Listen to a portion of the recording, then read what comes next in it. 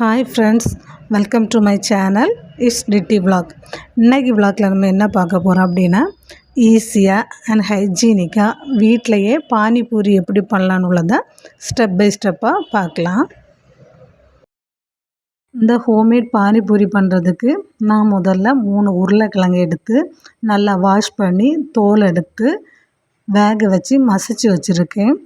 இந்த மசித்த உருளைக்கிழங்கில் பொடி பொடியாக நறுக்கின வெங்காயம், பச்சை மிளகாய், கொஞ்சமாக கொத்தமல்லி கீரை, கூடவே கொஞ்சம் மிளகு பொடி, தேவைக்கேற்ப உப்பு, கொஞ்சம் கரம் மசாலா இதெல்லாம் சேர்த்து மிக்ஸ் பண்ணி இந்த ப்ராசஸை ஒரு சைடு ஒதுக்கி வச்சுக்கிட்டு, இந்த பானிபூரிக்கு அதாவது க்ரீன் சட்னி ரெடி பண்ணணும் இல்லையா, அதுக்கு ஒரு கைப்பிடி அளவு கொத்தமல்லி கீரை, கொஞ்சம் புதினா, 1 ஸ்பூன் நாட்டு சர்க்கரை, 2 பச்சை மிளகாய், கொஞ்சமாக உப்பு, கூடவே ஒரு சின்ன புளி, கொஞ்சம் எலுமிச்சை சாறு, ஒரு துண்டு இஞ்சி இதெல்லாம் சேர்த்து மிக்சியில் பிளெண்ட் பண்ணி லைட்டாக ஃபில்டர் பண்ணி வச்சுட்டு,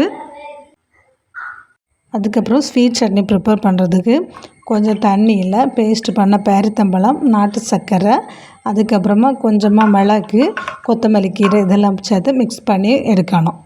அடுத்த ஸ்டெப் நம்ம பூரியை எண்ணெயில் பொரித்து எடுத்து அதை ஒரு சைடு வாக்கில் வைக்கணும்.